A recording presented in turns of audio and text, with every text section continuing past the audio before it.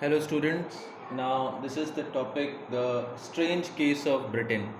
इसके पहले हमने जर्मन और इटालियन यूनिफिकेशन को पढ़ा है। तो यूरोप में क्या चेंजेस उस समय आ रहे थे। 18th सेंचुरी के पहले अगर देखें तो कोई ब्रिटिश नेशन वहाँ पे नहीं था। ठीक है, इंग्लिश थे, वेल्स थे, स्कॉटिश पीपल थे, आयरिश थे, जो कि ब्रिटिश आइसल्स में रह रहे थे। ठीक है, तो एक तरह से यूनाइटेड किंगडम कहिए या ब्रिटेन कहिए, वो उस समय तक नहीं बना था। तो पहला जो चेंज आया वो आया 1707 में, जबकि जो इंग्लैंड और स्कॉटलैंड के बीच में एक्ट ऑफ यूनियन साइन हुआ, और इसका रिजल्ट क्या हुआ, फॉर्मेशन हुआ United kingdom of great Britain का। The British suppressed the culture and political institutions of Scotland. तो स्कॉटलैंड में जितने भी डोमिनेट करने के लिए जो कल्चरल और पॉलिटिकल इंस्टीट्यूशन थे, सभी पे एक तरह से ब्रिटिश रूल हो गया।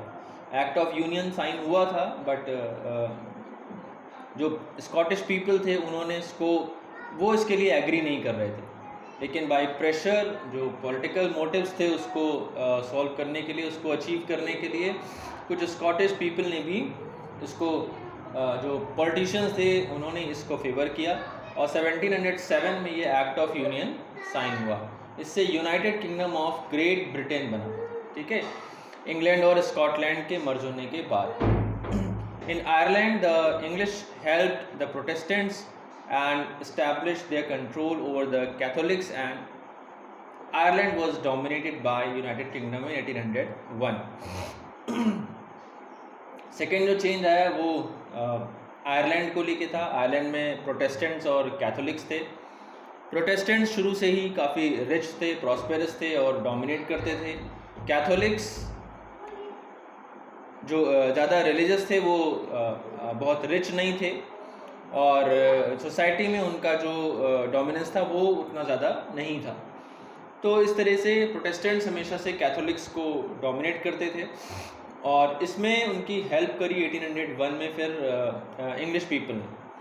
और आयरलैंड में जो आयरिश, जो वहाँ की डबलिन पार्लियामेंट थी, उसको ख़त्म किया गया और कैथोलिक्स को हर जगह दबाया गया। प्रोटेस्टेंट्स का साथ दिया ब्रिटिश पीपल ने। ठीक है, तो इस तरीके से आयरलैंड को भी उन्होंने अपने एक तरीके से पार्ट में शामिल कर लिया। A British nation was formed with English culture.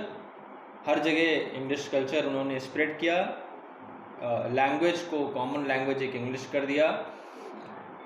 इसके पहले जो स्कॉटलैंड और आयरलैंड को उन्होंने शामिल कर ही लिया था। ब्रिटिश फ्लैग, पूरे ब्रिटेन का वो फ्लैग हो गया जिसका नाम यूनियन जैक है। लैंग्वेज इंग्लिश हो गई। National anthem God save our noble king, ये नेशनल एंथम वहाँ का बन गया। The Scottish Highlanders were not allowed to speak their Gaelic language and wear their national dress. तो डोमिनेशन की जहाँ पे बात आती है, तो स्कॉटलैंड में अगर शुरू करें हम, जो एक्ट ऑफ यूनियन साइन हुआ था 1707 में, तो कुछ चीज़ों पे रिस्ट्रिक्शंस लग गए थे।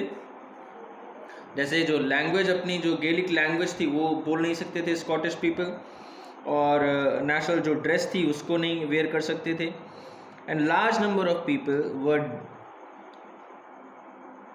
Driven out of their homeland, उनको उनके घर से बाहर कर दिया गया था। तो ये चेंजेस आए थे।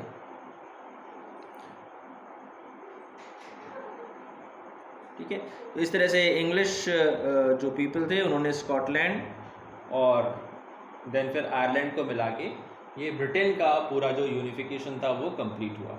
तो यहाँ पे यूनिफिकेशन को ये पार्ट्स हम कहें कि ये पहले डिफरेंट पार्ट्स थे या ब्रिटेन के ही पार्ट थे, ऐसा कुछ नहीं आता।